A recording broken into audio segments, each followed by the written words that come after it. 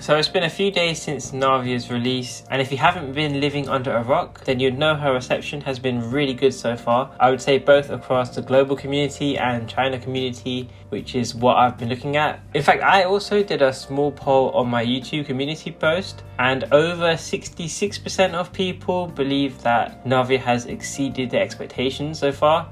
And I would say that's both for casual and hardcore players, since she destroys everything in the overworld so quickly. And she also has good synergy with Zhongli, Farina, Yelan, characters who are also good in the overworld. So I think she's really good in the overworld, and for hardcore players she has so much speedrun potential that everyone's just really excited at the moment, and there's a lot of cool abyss clears coming out. Now, just to make it clear, it's not actually that Navia is clearing faster than everyone else, because she isn't, but it's that she is getting within that ballpark of impressive clears at all ranges of investment, whether you're low budget, medium budget, high budget. She just seems really strong, especially with the fact that with the bottom half, in Chamber 3, Coppelia destroys geo constructs from teammates. So Navia's damage is essentially getting nerfed and she's still performing well. And if you are playing on the top half, then of course that is designed for stacking your team with a bunch of Hydra teammates at the moment. I think the craziest thing with Navia is most of these teammates seem very replaceable. So it does show that she is bringing a lot of power by herself. Of course, I do think that Bennett is her best teammate by far, and it was cool to see that a lot of other content creators came to the same conclusion. But as we know, Hoyo does try to phase Bennett out of teams, so we could expect to get a Geo Healer or something. Zhongli, Albedo, Ningguang, these are good teammates, but nothing irreplaceable. None of them do that much for Navia. In fact, what we've learned is at higher budgets, a lot of people are using Goro and Klee for their buffs and their short animation time. I think that Hoyo probably sees that Navia got a bigger reception than they usually anticipate for a Geo character. I believe that they may want to capitalize on this hype further and further solidify her reception. And they probably have already scheduled some post-release DLC for Navia 2. Post-release DLC is a thing. For example, Kokomi getting the Ocean Hued Clam artifact set quite quickly. Nilu teams and Hyperloom teams getting Flower of Paradise Lost and a bunch of new teammates. Dia also getting an artifact set pretty soon. Overall, because Navia is already in a strong position, if Hoyo does put in this post-release DLC, they may actually overcompensate and make Navia even more stronger. But again, this is just my theory because Genshin finally has a popular Geo DPS and they may want to capitalize. At least this is just my guess, but as we know, the game so far doesn't have the best track record for doing stuff with Geo, so we never know what's going to happen. Anyway, here's a few cool things I've learned about her post-release.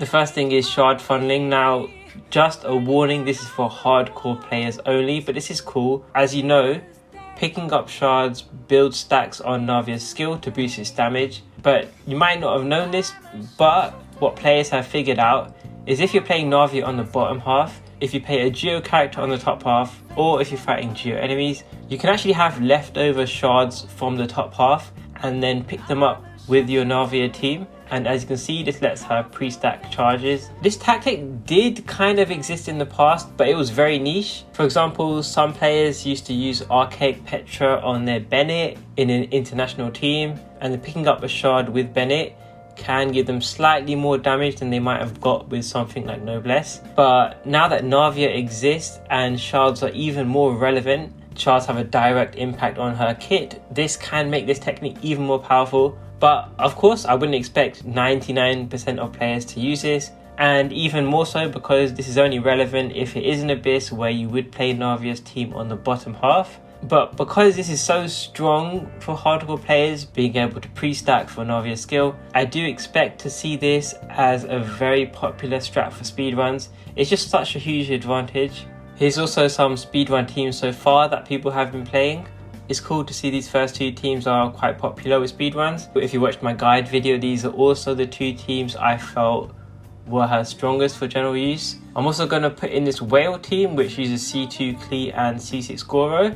Goro has quite a few reasons why he works well at high investment. The first one is that he can carry Elegy, and if you get high refines on that, that's just a lot of free attack. He also has really fast animations. You know, at high investment, you really don't want to be wasting too much time with slow animations, especially on supports. He also can provide a bit of geo crit damage, and also his kit works well with absorbing crystallized shards, so there's a bit of extra synergy there too. There also have been a few Ningguang sub DPS runs, not a ton, but it is there. So that is also cool to see that you can get impressive gameplay with Navia in more of a dual DPS role. There's also some findings on the best combo. I know a lot of people have calculated that N3D is her best combo string, which is like similar to Zhongli. When Navia throws out her weapon, you dash cancel it. But there is this new speed run that just came out, and they are using N2D exclusively. So this might actually be worth looking into, and I haven't done the calcs on it yet, but just spamming her first 2 normal attacks might actually be the play. I'll probably cover this again in a future video. Lastly, there's a sacrificial greatsword topic, which a lot of people mentioned that I didn't put in my initial video. But since her release, I have done some research and some testing. So reasons why you might want to use sacrificial greatsword. Number 1, Navia's skill is very fun, so getting to use it more often is also very fun. Number 2 is if you don't have one of Navia's more stronger weapon options, like her signature weapon or Serpent Spine. Obviously, Verdict you have to go out of your way to pull for, and Serpent Spine is also pay to win only from the battle pass, and it also takes several battle passes to refine, so you might not have that. And even then, if you do have Serpent Spine, you might not enjoy having to wait for it to fully stack every time you do an Abyss. And number 3, Sacrificial Greatsword should also generate more energy because you use her skill more, and it also comes with energy recharge. Both of these together means you basically don't have to worry about energy recharge at all. It can lighten the burden on your artifact building, and it can make her easier to play. Although even then, I would say that Navia's energy recharge requirements are not that high anyway.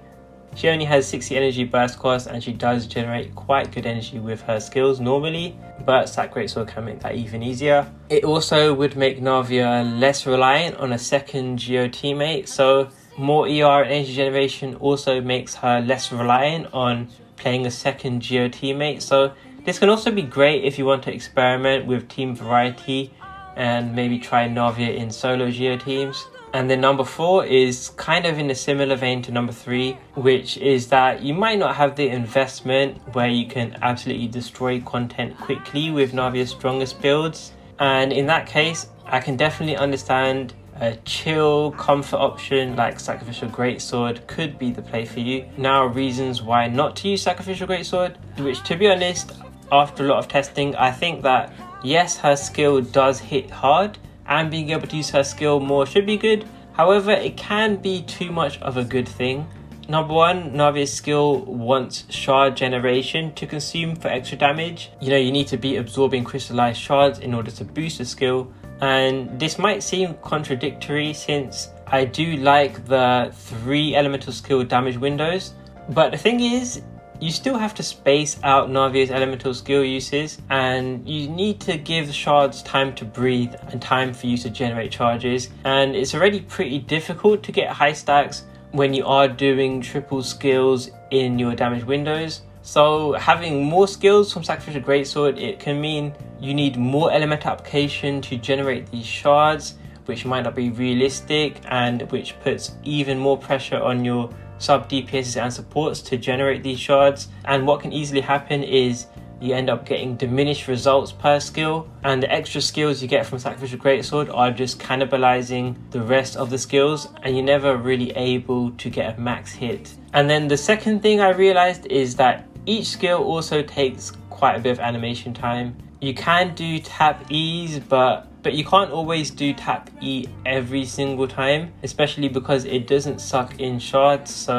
So with each of these hold skills having more animation time, it can mean less time to do other stuff. Overall, I think it may be a case of quality versus quantity, especially considering all the bonus damage that Navia gets from absorbing more crystallized shards, and the fact that Navia can already do 3 skills in her first rotation. Sac Greatsword might be overkill, and I think you should just weigh out the pros and cons and see which you prefer. So that's it for the video. I do have more videos on Navia planned coming soon. Although I was really excited for Navia's release and getting to play her, I don't know if I expected the reception to be this exciting and for so many other players to also be as excited as me. So that's pretty cool, and I think Navia's definitely had a positive release so far. Anyway, look forward to more testing and findings as we discover new things, and bye for now.